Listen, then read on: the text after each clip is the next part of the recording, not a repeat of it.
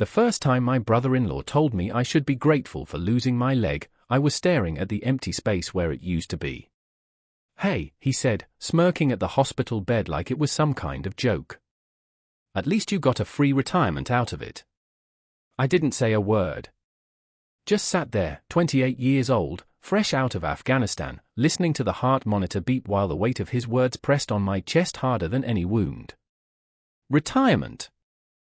Like everything I'd been, every man I'd led, every day I'd survived, meant nothing now. Just a cripple with a check. That was 7 years ago.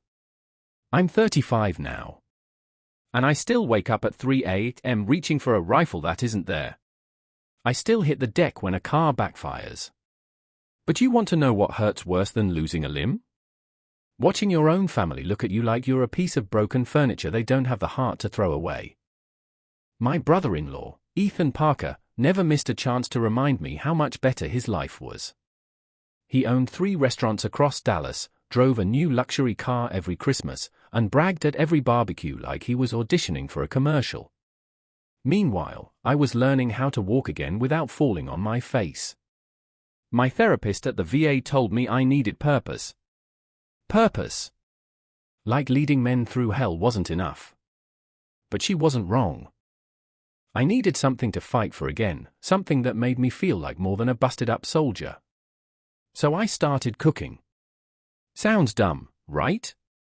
Big, scarred veteran pretending to be a chef.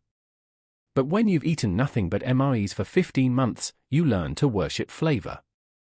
I scraped together my disability checks, studied cookbooks until the pages ripped, and bought a beat-up food truck that looked like it had survived its own deployment. My buddy Marcus helped me fix it up. He'd lost an arm in Kandahar, but he could still rebuild an engine with one hand better than anyone I knew. Ethan took one look at it and laughed. "That rust bucket's gonna ruin you," he said. But that's the thing about veterans, we're used to being underestimated. 6 months later, I had a crew of 8. My best guys? Jason, who had seizures from a TBI but could make the best barbecue ribs you've ever tasted. And Luke, whose hand shook from nerve damage but could plate dishes with more beauty than any fine dining chef. We weren't just serving food, we were serving hope. A place where guys like us could feel useful again. But Ethan hated it. At my niece's graduation, he pulled me aside in his polished shoes and $1,000 watch and said, "Giving handouts to broken soldiers won't fix them. If they were stronger, they wouldn't need charity from a food truck." My fists clenched so tight my knuckles bled. But I walked away. Because deep down, I knew I didn't need to swing at him. I needed to beat him where it hurt most. That chance came at the city's annual food festival. Guess whose restaurant was hosting? Ethan's. I signed us up. My crew thought I was insane. Compete against professional chefs with Michelin stars? But I told them this wasn't about winning. It was about proving we weren't broken. We trained for weeks. Jason used his late mother's recipes until they were perfect. Luke made dumplings the way his grandmother taught him, his hands trembling but never spilling a single one. And when we rolled our truck into that festival, Ethan's face was priceless. The crowd came in waves. By noon, we'd served over 300 plates. When they announced the People's Choice winner, Ethan was already on stage, expecting the trophy. But they called my name. $5,000. A golden spatula.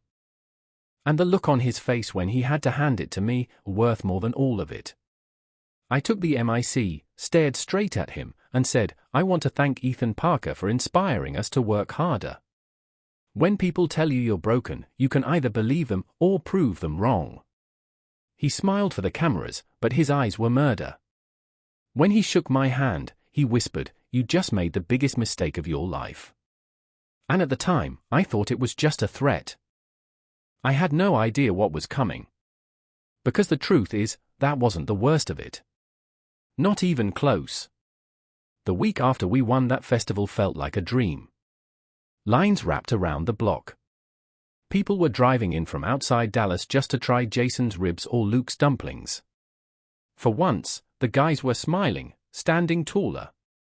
Veterans who had been treated like broken tools their whole lives were suddenly heroes in aprons. But good things don't last long when Ethan Parker's involved. The first hit came 3 days later. An inspector showed up at the truck with a clipboard and a smirk.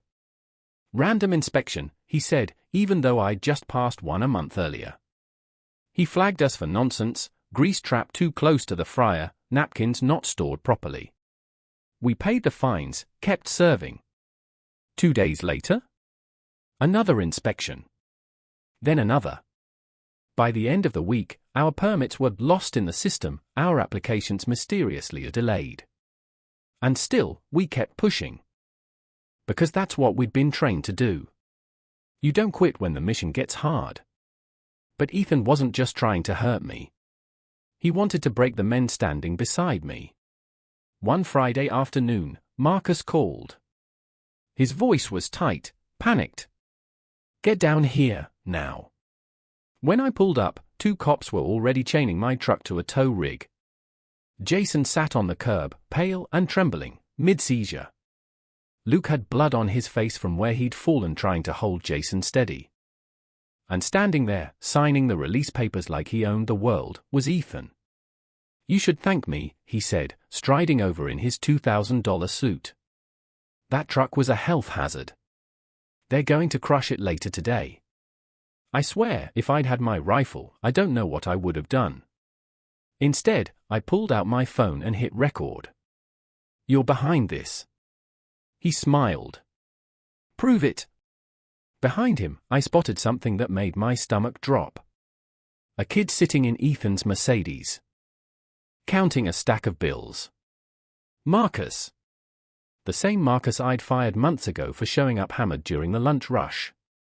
The same Marcus who knew every detail of how we ran things. Our cleaning schedule, our suppliers, our weak spots. Ethan saw me looking. Smart investment, right? You should have never let him go. The tow truck roared to life.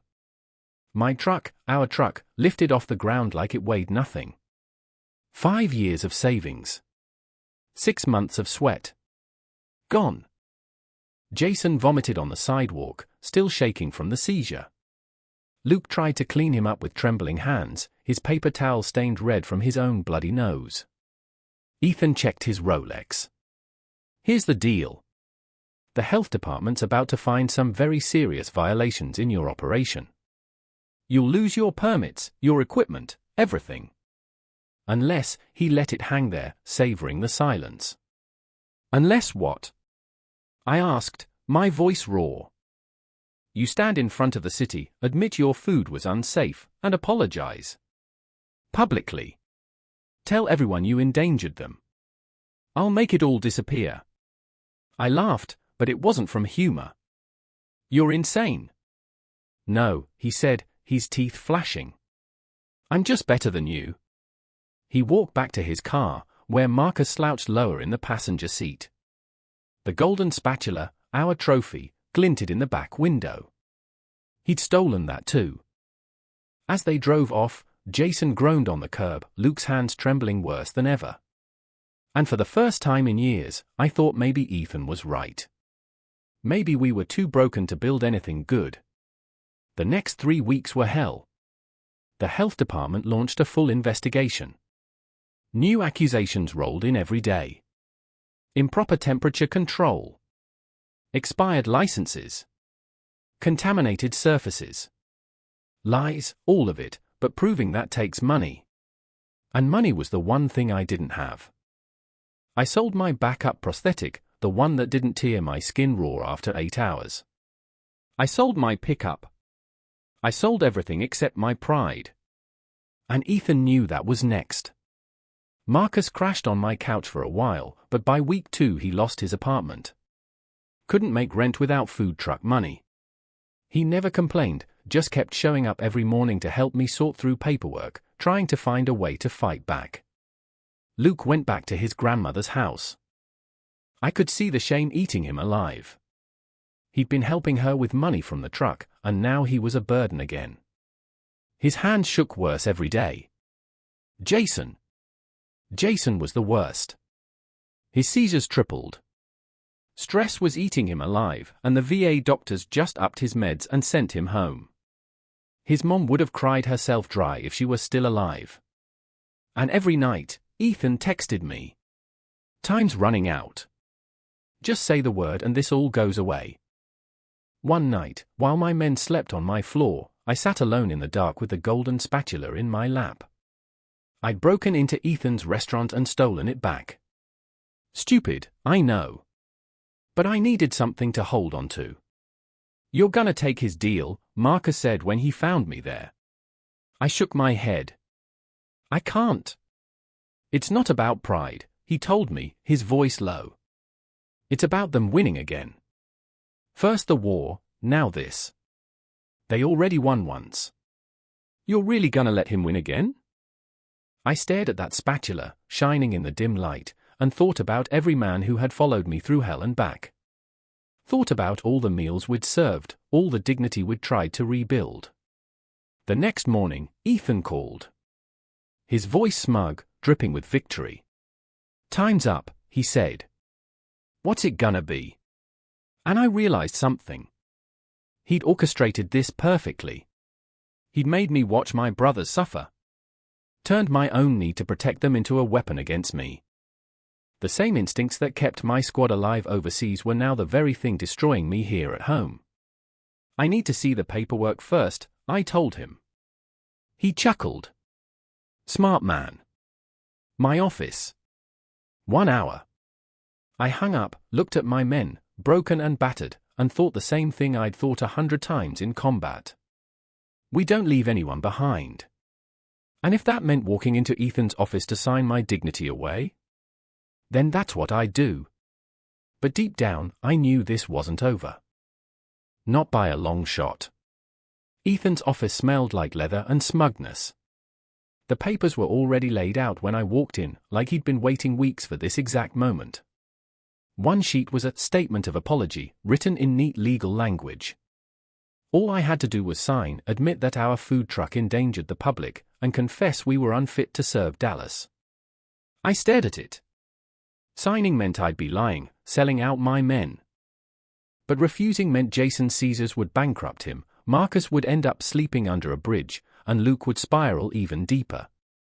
Ethan leaned back in his chair, his Rolex flashing under the lights. "You know what the funny thing is," he said. "You actually made decent food. But decent doesn't matter when you're playing in my world." I picked up the pen. My hand didn't shake. Too many casualty reports had burned that motion into my muscles. Ethan's smile widened. He thought he had me. And in a way, he did. I signed. But before I left, I turned back at the door and said, "You know what we used to say in Afghanistan? The enemy always gets a vote. You just voted. Now it's my turn." For the first time since I'd known him, Ethan's smile faltered. Good. Let him wonder what that meant. Driving home, I thought about a night I hadn't let myself remember in years. We were in Helmand Province, convoy ambushed at dusk. One of my guys, Pruitt, had his leg blown clean off. The rest of the squad panicked. Some froze. Others fired wildly. But Pruitt kept screaming, "Don't leave me." I dragged him 200 yards through dirt and fire until my shoulders tore and my prosthetic cracked. We both lived, but only because I didn't listen to the part of me that wanted to stop. That night, staring at Ethan's contract in the rearview mirror, I felt the same thing, the weight of men depending on me. I couldn't stop. Not now. The press conference was scheduled for noon the next day. Ethan wanted maximum exposure, bloggers, critics, even a city councilman or two. I stood in the bathroom that morning, practicing the words I hated. Our food safety standards were inadequate. We put the community at risk. I take full responsibility. Each line felt like swallowing broken glass. Marcus appeared in the doorway, his one good arm crossed over his chest. "You don't have to do this." "Yes, I do," I muttered. Jason had another seizure last night. His hospital bills alone will crush him. We picked up Jason and Luke on the way. Jason's left eye was swollen shut from falling into his nightstand. Luke's grandmother handed us sandwiches for the drive, her hand steadier than her grandson's. Nobody spoke. When we pulled into the lot outside Ethan's flagship restaurant, my stomach dropped. He'd gone all out. News vans, photographers, food critics with notepads. He wanted to bury me in front of the whole city. Ethan met me at the door, all smiles for the cameras. "So glad you could make it," he said, voice dripping with fake warmth. "Then quieter, just for me, is stick to the script, or the deal's off." The podium was set up beneath his restaurant's glowing gold sign. My good leg throbbed as I leaned into the microphone. "I want to apologize to the community," I began. My voice didn't shake, but my chest burned. Our food safety standards were inadequate. We put people at risk through our negligence. Behind the cameras, I saw my crew. Marcus stood stiff, his jaw locked. Luke shoved his shaking hands into his pockets. Jason swayed slightly, still dizzy from meds. Mr. Parker's concerns were justified, I continued, forcing the bile back down. And I'm grateful the health department intervened before anyone was hurt. Ethan nodded from the side, smug satisfaction plastered across his face. He'd won. But then, something shifted. A woman in the back raised her phone, recording, not me, but Ethan. Her face was tight, furious. I recognized her. Maria Gonzalez. Her son David had just come home from Afghanistan. David used to eat at our truck every week. Said it was the only place that felt like home. Maria's voice cut through the applause like a blade. "Mr. Parker, will you be hiring any of these veterans now that their truck is gone?" Ethan blinked. "That's not really relevant." "You care about food safety, don't you?" she pressed. "Surely you want these men working in a for-real restaurant." The crowd stirred. Someone else shouted, "Will you hire them?" Ethan's jaw tightened. "I'll consider qualified applicants." Maria wasn't done. "My son has the same condition as Jason, seizures. Will your restaurants accommodate employees with disabilities?" Ethan's smile cracked. His face flushed red. "We comply with all applicable laws." "That's not what I asked." The crowd murmured louder now. Bloggers raised their phones. Ethan ended the conference abruptly, ushering everyone away. As he passed me, his whisper was venom. "You set this up." "I didn't even know she'd be here," I said honestly. "Doesn't matter.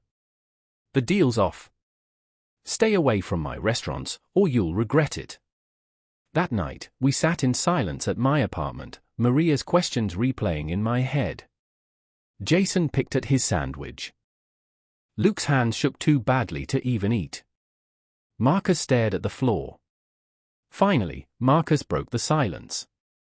"That woman's organizing something." "Doesn't matter," I muttered. "It's over." But Marcus shoved his phone in my face. The video of Maria grilling Ethan was already spreading. Hundreds of comments. Thousands of views. People were angry. And for the first time in weeks, I felt a flicker of something dangerous. Not despair. Not defeat. Hope. I thought Maria's video would blow over in a day or two. Just another clip people rage share before moving on to cat memes and football highlights. But it didn't. By morning, food bloggers were writing posts about veteran unemployment. Reporters were digging into the sudden spike in food truck health violations. The hashtag #FeedOurHeroes was trending. Ethan had one on paper, the truck crushed, permits revoked, my name in the mud. But online? He was bleeding. And when a man like Ethan Parker starts bleeding, he doesn't patch the wound. He lashes out. I was filling out job applications at the library when my phone rang. "Mr. Wilson?" The voice was sharp, bureaucratic. "This is the Dallas Health Department. We've received additional complaints of food poisoning tied to your truck." My chest went cold. "That's impossible." We never had a single complaint while we were open. Be that as it may, without documentation, we'll have to pursue civil penalties.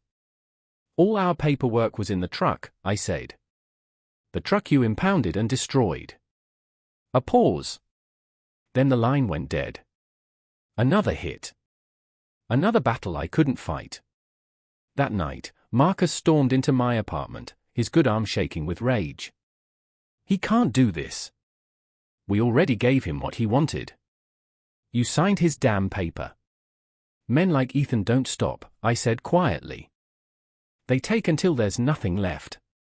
I didn't tell Marcus, but I could feel it. Ethan wasn't just trying to ruin my business. He wanted me in prison. The next day, Maria Gonzalez called. Don't give up, she said. My son and his friends all ate at your truck. Not one of them got sick. We'll get statements. Statements won't matter, I told her. Without records, it's my word against his. She hesitated, then said something I'll never forget. You fed our sons when no one else cared. Now let us fight for you. I wanted to believe her. But I'd seen too much to trust in hope alone. Weeks blurred together, fines, legal notices, more seizures for Jason, more broken plates for Luke, more couch surfing for Marcus. And then one night, Marcus limped into my place with a split lip and black eye. What the hell happened? I asked. Day labor site, he muttered. $50 to take a dive in a parking lot fight. That broke me. Seeing a man who once dismantled IEDs reduced to punching bags for pocket change. That's what Ethan had done to us. But Marcus had more to say. I saw him, he said. Ethan's little rat. Kid was at a bar, flashing cash, bragging about some big payday. Said Ethan promised him more money if he testified about food poisoning. My heart jumped. He said that out loud. Sloppy drunk. Whole bar heard it. For the first time in weeks, I felt that flicker of hope again. The weak link in Ethan's perfect plan. The next day, we tracked down the bar. The owner, Mr. Park, remembered the drunk kid well. Annoying. Loud. Bad for business. Do you have security cameras? I asked. He frowned. Why should I get involved? Ethan Parker's a powerful man. I swallowed hard. Because your nephew came back from Iraq last year. You know what it means to serve. Mr. Park's face softened. 10 minutes later, he handed us a thumb drive. Back at my apartment, we huddled around my beat-up laptop.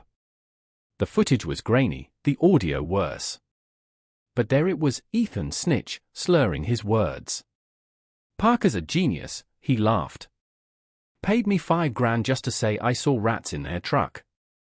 Marcus grabbed my shoulder. That's it. That's our proof. But I shook my head. One drunk rant won't hold in court. Ethan will say the kid's lying for attention. We needed more. Something Ethan couldn't spin. 3 days later, we got it. Marcus collapsed from alcohol poisoning, dragged into county hospital. When I walked in, he looked small, like the fight had drained out of him. I'm sorry, he whispered, tears running down his face. I lied for him. I took the money. Then tell the truth now, I said, pulling out my phone. For 20 minutes, he spilled everything. How Ethan bought him drinks, offered him cash, told him exactly what to say. Every detail. I got it all on video. Would it hold? I didn't know. But for the first time, Ethan had something I could hit back with. While my lawyer worked the tapes, Marcus's words echoed in my head. Ethan Parker wasn't rich. He was leveraged. His restaurants, his cars, his Rolexes, all credit and reputation. One crack in that facade, and everything could collapse. And maybe, just maybe, we'd be the ones to deliver the hit. That night, I called the crew together at Luke's grandmother's kitchen table. She served us soup, her hand steadier than her grandson's. I'm taking the plea deal, I announced. Probation's better than prison. No, Jason said, voice slurred from meds but firm. We don't leave anyone behind. Remember. You're not asking us, Marcus added. We're telling you. We fight. Luke's grandmother spoke in Korean, her eyes blazing. Luke translated, his hands trembling. She says a man who feeds the hungry is blessed. A man who punishes the generous is cursed. Ethan will learn this. I looked around at them, broken, battered, but unbowed.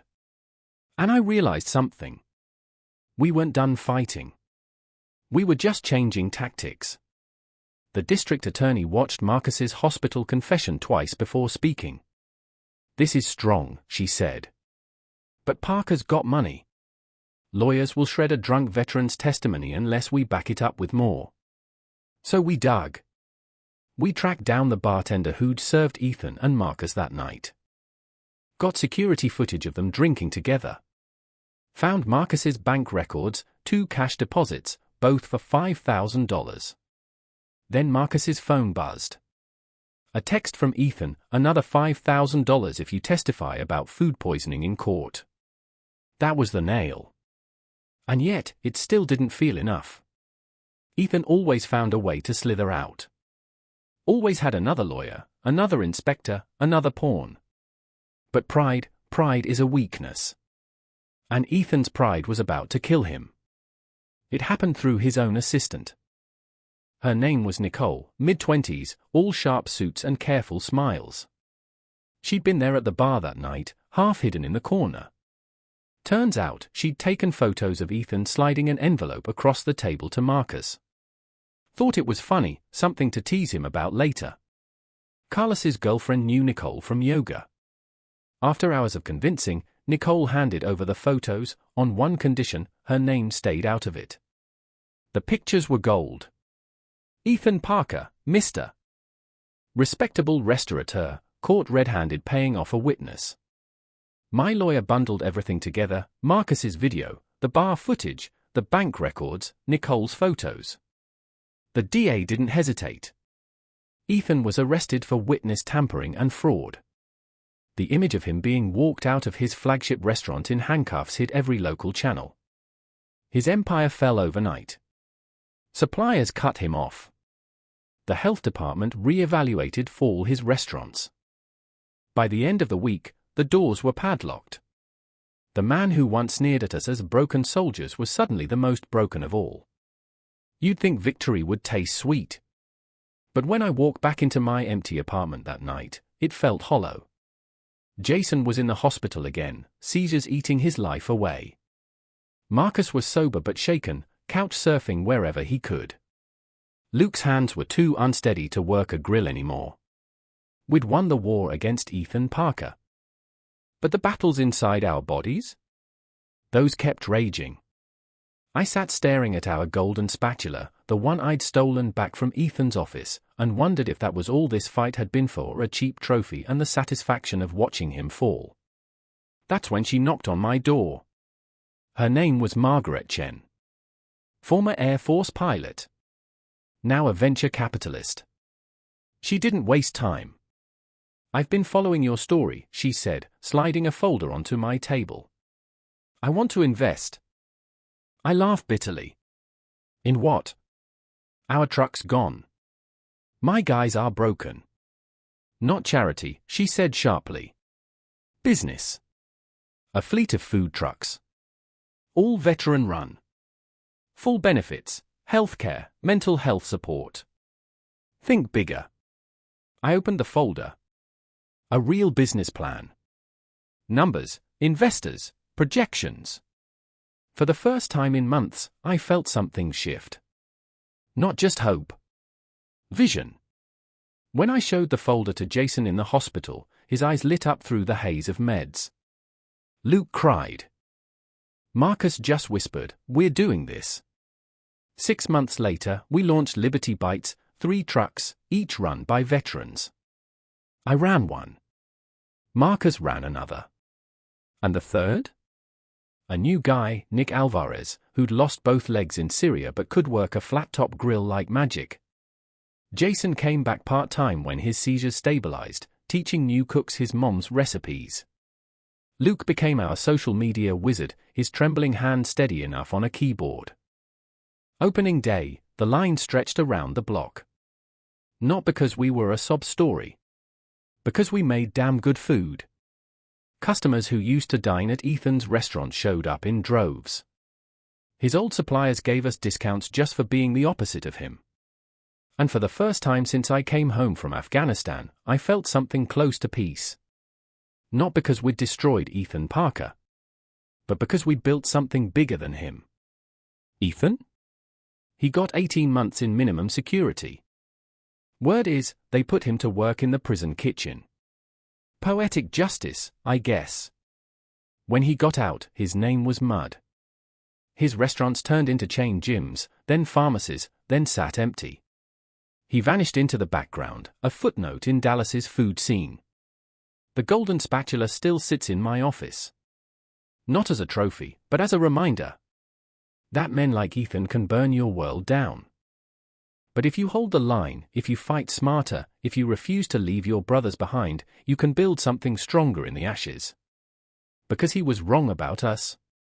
We weren't broken. We were just getting started.